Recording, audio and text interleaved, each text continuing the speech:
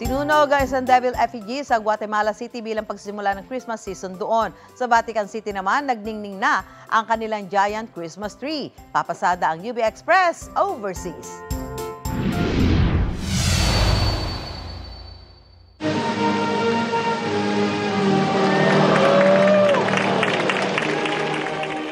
Pinailawan na ang mahigit 70 talampakang Christmas tree na yan sa Vatican City para sa nalalapit na Pasko. Ang puno na ginamit sa selebrasyon, kinuha sa isang probinsya sa Northern Italy na naayon sa environmental sustainability ng gubat. Nireveal na rin ang nativity scene kung saan tampok ang kasone na isang traditional na kubong ginagamit ng mga mangingisda.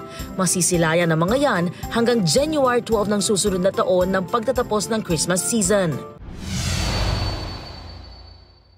Handcrafted ornaments naman ang tampok sa Christmas hub na yan sa isang maliit na bayan sa Michoacan sa Mexico. Makikita riyan ang iba't ibang Christmas decorations kabilang na ang ibinibida nilang glass-blown ornaments.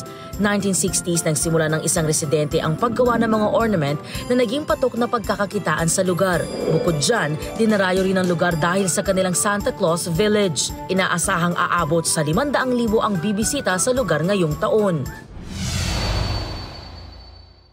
Kakaiba naman ang tradisyon ng mga taga Guatemala City sa Guatemala para sa pagsisimula ng Christmas season.